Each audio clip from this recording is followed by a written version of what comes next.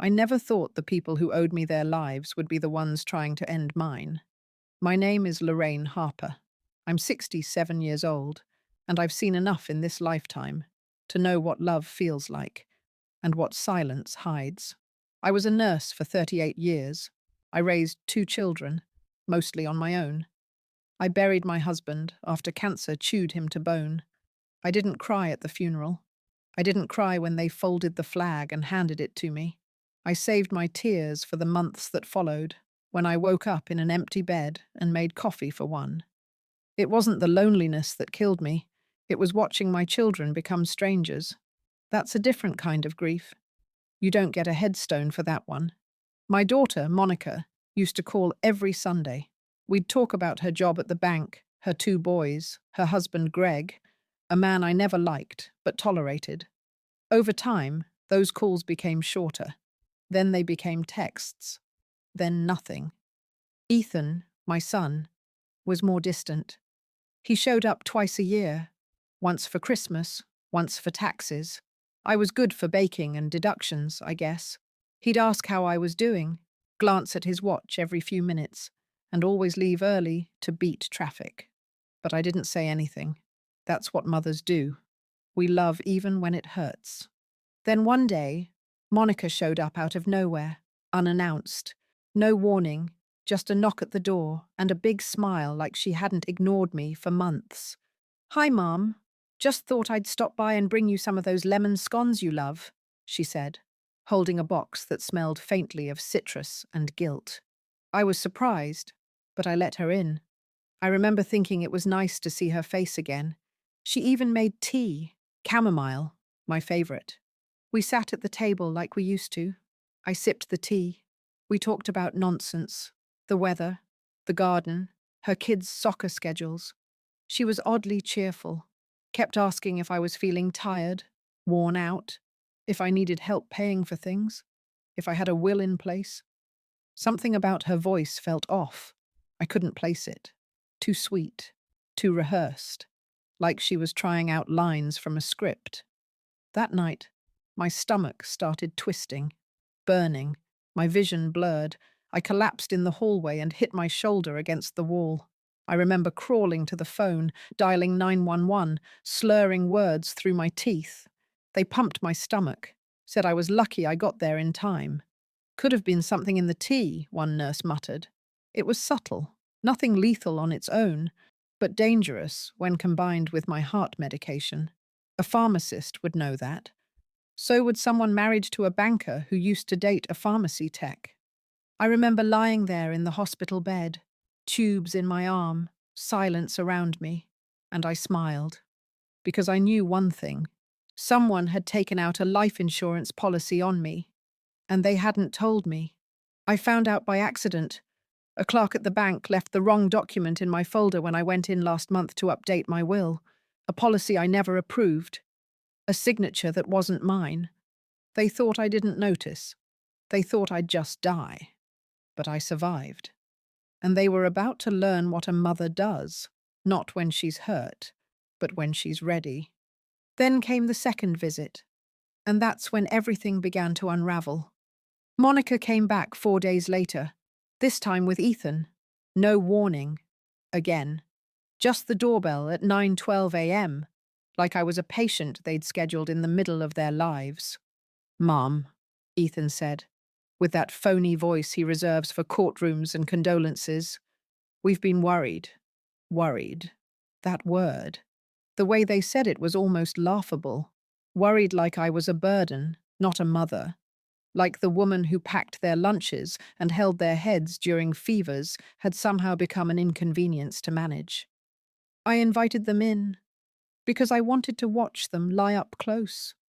Monica started pacing the kitchen, offering to tidy things up. Ethan stood near the window, flipping through papers like he was about to read me my rights.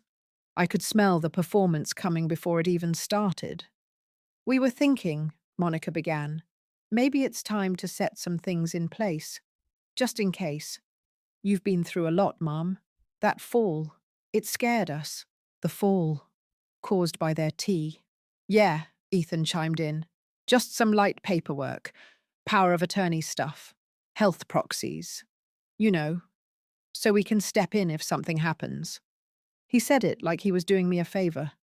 Like signing over my life was just part of growing old, gracefully. I said nothing, just nodded and let them talk. Watched their hands. Tracked their eyes. I didn't blink once. They'd brought documents with them. Clean, crisp, pre-printed forms in folders marked with my name. No lawyers, no notaries, just pre-filled blank spaces waiting for my signature. I asked for tea, made it myself. And while the kettle boiled, I glanced at the paperwork. Page 4 of the packet was a revised life insurance beneficiary update. Signed yesterday. Dated, stamped, and notarized by a man I've never met. When I returned with the tea, I smiled, not because I was happy, but because I had already decided. They would never inherit a single cent of my pain. I played along, told them I'd think about it, that I'd call a lawyer to go over everything, just to be sure. They nodded, masks still on, not realizing their show was over. They left, clearly disappointed that I didn't cave right then and there. Monica gave me a hug. I felt her hand linger near my coat rack, the one where I keep my keys. After they drove off, I checked the security camera I'd installed 6 years ago but never mentioned. Caught her red-handed, sliding my spare house key into her purse. Smiling. I should have cried, should have screamed. But at that point, I wasn't even angry. I was focused. I called a lawyer that same afternoon, my old friend Sandra, who'd helped me set up my will back when Henry died. She answered on the second ring. I told her everything, not in tears, but like a woman building a case. By 6 p.m., I had cancelled the fake insurance policy. I had my accounts frozen and red-tagged for unauthorized access attempts. Sandra started preparing a cease and desist. We made a new will, a secret one. I changed every beneficiary. I put my name on every title deed that mattered. I wasn't scared anymore. I was insulted. And insult is the one thing I don't forgive. The next morning, I visited Monica's office, didn't call ahead, walked straight into her cubicle holding a manila folder with my name on it. Her face froze. "Mom, what are you—" I dropped the folder on her desk and leaned in close. "You might want to ask Greg what poison leaves no trace in chamomile." I walked away before she could say a word. That's when I knew. They weren't just trying to control me. They were trying to erase me. And I was just getting started. After I left Monica's office that day, I didn't go home. I went to the one place they'd never expect me to go. The bank where I used to work. Old habits don't die, they wait. When I was a nurse, I dealt with pain. When I was a mother, I gave everything I had. But before that, in my 20s, I worked front office in a small bank branch, long before people trusted apps and screens with their savings. I knew exactly what paperwork looked like when it was faked. I knew how people used polite language to hide sinister intent.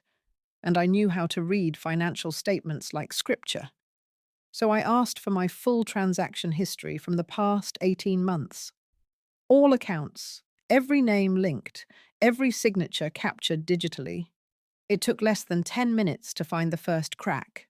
On June 14th of last year, months before the tea incident, Monica had scheduled an insurance consultation in my name. Not just scheduled it, attended it, with a woman named Carla Stevenson. I didn't know Carla, but I had her employee ID, her office address, and a copy of a typed letter requesting emergency beneficiary designation due to mental decline. Signed, Lorraine Harper. Only I never typed that letter, and I sure as hell didn't sign it. I held the paper in my hands and realized this had started long before I fell sick, before Monica's fake tea party, before Ethan's little folder routine. This wasn't a mistake. It was a strategy. I printed every document and took it home. That night, I pulled out my old metal lockbox, the one with Henry's medals, our wedding certificate, baby photos, and receipts no one else thought I'd keep. Inside, I found something I hadn't looked at in decades. My husband's old journals, notes he took while battling cancer. In one entry, barely legible through his shaky handwriting, he wrote, "If anything happens to me, make sure Monica doesn't get close to Mom's estate. She's slippery." That sentence hit me harder than the hospital fall. Monica had always been Daddy's girl, but he saw through her, even when I didn't. And now that I thought back, I remembered small things, moments I ignored. The way she always insisted on handling the bills when Dad got sick, how she offered to digitize my documents the year after his death, the time she jokingly asked what kind of casket I wanted, just in case something happened. I'd mistaken manipulation for concern. I spent the next day calling every utility, every service account, every investment name I could remember. By the third call, I confirmed it. My name had been switched to co-signer status on a mutual fund I started 15 years ago, now listed under Ethan's primary control. That was the moment the grief left my body. They weren't just circling like vultures. They were carving pieces of me out while I was still breathing. But what they didn't know is that I had something they didn't. I had time, I had silence, and I had nothing left to lose. That night, I sat in my living room, lights off, candles lit. I poured myself a glass of wine and opened my journal. Not the one they knew about, the real one, the one I started the day after Henry died, the one I kept hidden under a loose floorboard beneath the hallway rug. I flipped through the entries, and with every word, I remembered who I used to be. Not just a mother, not just a widow, not just a woman they thought was past her prime, but a survivor. I began writing the new version of my story, this time, with no edits and no mercy. Because if they wanted to erase me, they were about to learn. I knew how to disappear too. 2 weeks after my visit to Monica's office, everything changed. No warning, no call, just silence, followed by a slow unraveling of everything I thought I had left. It began with a trip to the pharmacy. I handed my card to the clerk, smiling politely as always. She scanned it, frowned, and tapped her keyboard a little longer than usual. "I'm sorry, Mrs. Harper," she said, her voice tightening. "Your insurance was cancelled last week." I froze. "No, there's a mistake. I didn't cancel anything." She showed me the screen. Termination request submitted online. Logged under an IP address I didn't recognize. The notes read, "Patient moved to assisted care." I walked out with nothing, not even my blood pressure medication. When I got home, I tried to log into my utility accounts. Access denied. Tried my bank again. Locked for suspicious activity. Even my phone plan had been transferred to a family plan under Ethan's name. They'd seized every cord that kept me connected. They hadn't just betrayed me. They were erasing me in real time. That night, I opened the refrigerator and realized how empty the shelves were. Not just the food, the air. The air in my home felt stolen. Then the doorbell rang. A woman in blue scrubs stood outside, holding a clipboard and a badge that read, "Serenity Pines, Transitional Living." "Hi, Mrs. Harper. I'm here to assist with your move." My move? She told me Monica had arranged for me to be transferred into a private care facility. "Early dementia," she said. "Family says you've been having memory lapses." I stared at her. Not a word escaped my lips. Then I asked one question. "Do you see a suitcase on this porch?" She blinked. "No, Mum." "Do you see a signed form saying I agreed to leave?" "No, Mum." "Then I suggest you get off my property before I call the police." She left without a sound. That night, I sat in the dark again. No phone, no internet, no insurance, no money I could access. My children, the ones I carried inside me, had tried to move me like luggage, sell my house, drug me, steal my life while I was still breathing in it. And still, I didn't cry. Instead, I opened the drawer beside my chair and pulled out a small object, My husband's old cassette recorder, the one he used to leave me messages when his voice got too weak. I replaced the tape and pressed record. Day 1, they tried to relocate me like a patient, but I'm not sick. I'm not confused. I am wide awake, and I know exactly what I'm going to do. I spoke like I was whispering to the grave, to Henry, to myself. I would not go gently. I would not hand over the last pieces of my dignity to people who smiled while poisoning me. The next morning, I walked to the public library, checked my account from a secure computer, logged into my backup email, the one tied to nothing but my old high school alumni group. And there it was. Confirmation of forged documents, paper trails, emails, even a recent password reset on my primary checking account from Ethan's IP. I sent every file to Sandra, my lawyer, and added one note: let's burn the foundation down. But I didn't stop there. I reached out to 2 old friends from the hospital, one retired, the other now working for Adult Protective Services. I told them everything. I wasn't calling for help. I was building witnesses. By sundown, I had new locks installed, a motion detector set up, and a notarized affidavit of mental clarity signed by 3 medical professionals. And I sent my daughter one photo, a picture of me smiling on my front porch, holding the tea set she tried to kill me with, because I was done hiding. And the next time they knocked, I would be the one asking questions. There's something my daughter never understood about me. Maybe because she never really cared to ask. I don't raise my voice when I'm angry. I don't slam doors, throw plates, or curse the skies. When I'm hurt, truly hurt, I go quiet. And that silence, that's not weakness. That's preparation. I knew I couldn't confront them the way they expected. They were counting on hysteria, breakdown, the sobbing mother begging for love, the confused old woman they could pat on the head and walk over. But I'd played that game once, and I nearly died for it. Not again. So I started building, quietly, precisely, like a woman setting up a chessboard while her opponent is still bragging about how they'll win. Step 1. Legal landmines. Sandra and I met 3 times that week. We rewrote my entire estate plan from scratch. All former wills, revoked. Power of attorney, terminated. New executors, assigned. None of them family, all bulletproof. One, a former prosecutor. The other, a probate specialist. Sandra filed a formal complaint with the insurance board about the forged policy. She attached documents, timelines, and the scanned signature. Compared with my actual one, the difference was laughable. Their fraud was now not just immoral, it was criminal. Step 2. Reverse the surveillance. For years I let them think they were watching me. They'd check in occasionally, ask vague questions like, "So you still remember how to cook? You haven't, you know, gotten lost lately?" Subtle digs, little needles. They were gauging my sharpness, checking how much time they had left before my brain expired. So I gave them nothing. Smiled, nodded, let them believe they were still ahead.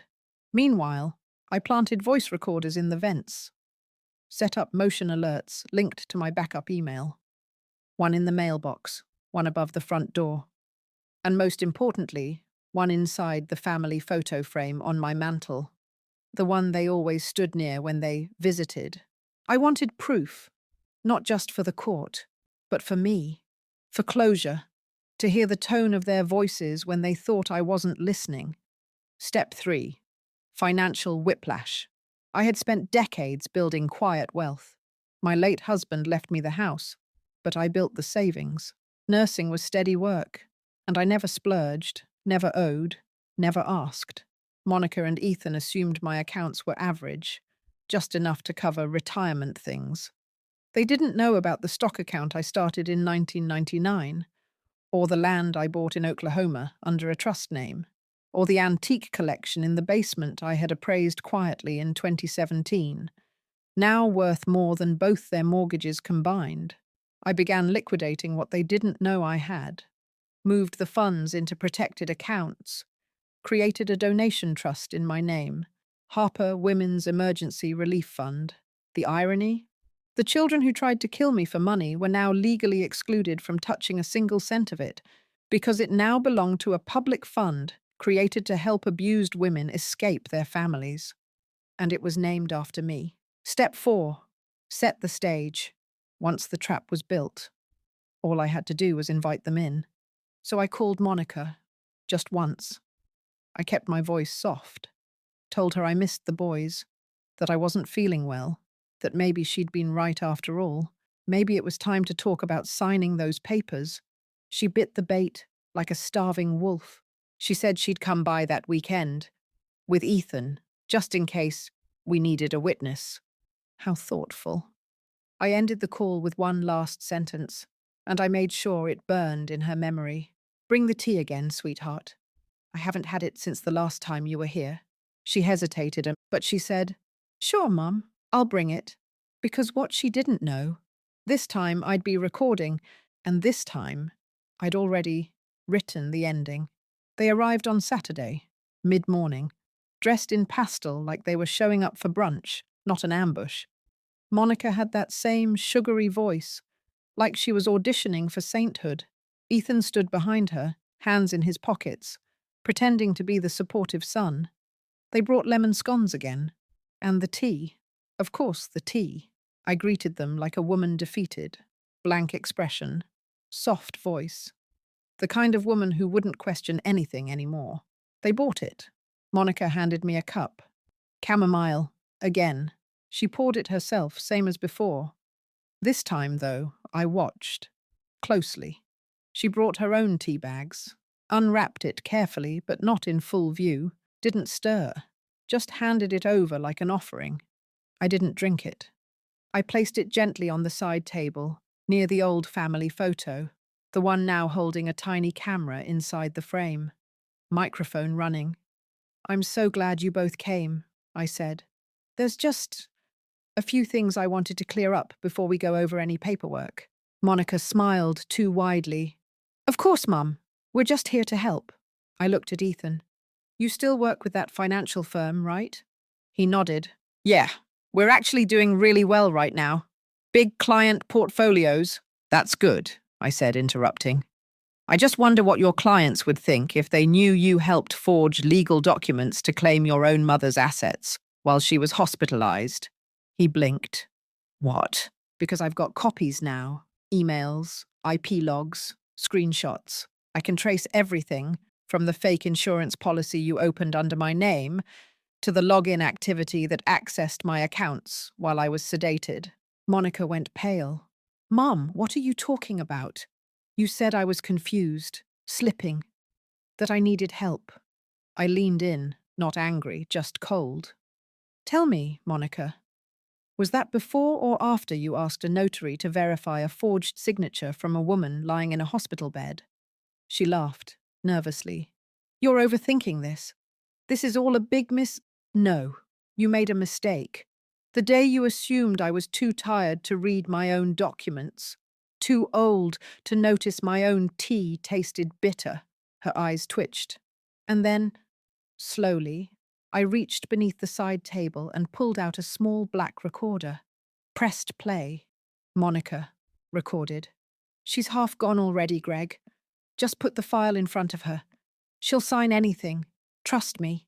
Ethan's face turned to stone. Monica recorded. No, don't use too much. She needs to feel sick, not die right away. It has to look natural. Silence. Thick, sticky silence. I didn't say a word, just let the sound of her voice hang in the air like smoke. Monica stood, stammering. That's edited. That's not even... Do you want to test it in court? I asked. Because Sandra does. Their silence told me everything. Ethan backed toward the hallway. We didn't mean...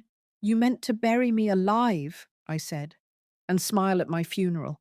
But I crawled out, and now you're both guests at your own downfall. They left in a rush. No hugs, no goodbyes. But before they made it to the door, I gave them one last thing, an envelope. Inside, a copy of the formal complaint sent to the insurance board. And a copy of the new will. No need to read it now, I said. Just know this. You're both out. Completely, no appeals, no loopholes, no visits. They stared at me like they didn't recognize me. And in that moment, I felt something peaceful, because I didn't recognize them either. That was just the first blow. The real storm, that was still on its way. And it would hit harder than they ever expected. It took less than 48 hours for the fallout to begin. Sandra called me the next morning, her voice sharp but satisfied. "We've got them," she said. "All of it. Insurance fraud, forgery, intent to harm, the whole orchestra." The audio recording alone would have been enough to cause damage, but coupled with the emails, bank logs, and document discrepancies, it was nuclear. And the best part, I didn't have to lift a single finger. Sandra filed a formal criminal report with the district attorney's office. Within a week, both Monica and Ethan were served. And just like that, the whispers began. You see, Monica loved appearances. Her whole life was built on Pinterest boards and social media filters, PTA awards, church bake sales, that fake little smile she wore like armor. So when news broke that she was under investigation for elder abuse and financial manipulation, it didn't just shake her world, it shattered her illusion. Ethan was no different. Corporate clients started pulling out quietly. Rumors spread fast in the finance world, especially when fraud is involved. And I didn't gloat. I didn't dance. I just sat in my garden, trimmed my roses, and watched karma unfold in real time. 3 weeks later, I held a small dinner, not for family, for the people who stood beside me. Sandra, Mrs. Ellis from down the street, who checked on me when I vanished. My old nurse friend from the hospice who helped with my legal evaluations. We toasted quietly. No champagne, just warm soup and warm hands around the table. And when Sandra handed me the final version of my new will, I signed it with a steady hand. It left everything, every asset, every bond, every antique, every acre of land, to women who had been through what I had, to shelters, clinics, and legal aid funds that helped the forgotten mothers, and to a scholarship in Henry's name for children who lost parents to betrayal. Nothing for Monica, nothing for Ethan, not even a memory. They tried to end me for my money. Instead, I used my money to end them, not physically, not violently, but publicly, legally, and permanently. They weren't arrested, not yet. But they were named in a lawsuit, subpoenaed, monitored. Monica had to step down from her job to focus on family matters. Ethan's firm quietly reassigned his clients and started distancing him from everything. They lost what they loved most, their image, and they knew, deep down, it didn't have to be this way. The last message I ever sent them was short. I loved you until it killed me. Then I lived anyway. It's strange how silence feels after a storm. For weeks, I kept expecting someone to knock.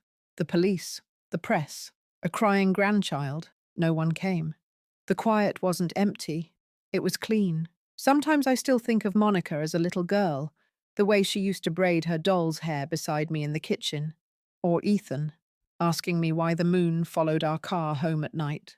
It's hard to believe those children became the people who poured poison into my tea. But what's harder is knowing they thought I wouldn't notice, that I'd just slip away quietly, unaware, powerless, forgettable. They underestimated the wrong woman, because I may be 67, but I remember everything.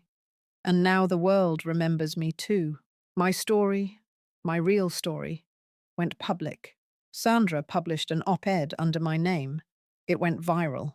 Hundreds of women reached out, daughters, sisters, grandmothers, and one line kept coming back. You gave me the courage to speak. That's when I knew I had taken my pain and turned it into purpose. I still sit on that same porch, same teacup, different blend. Now I drink lavender mint, grown from my own garden. And when the sun goes down, I don't think about what was lost. I think about what I reclaimed, because they tried to erase me, and instead they made me unforgettable.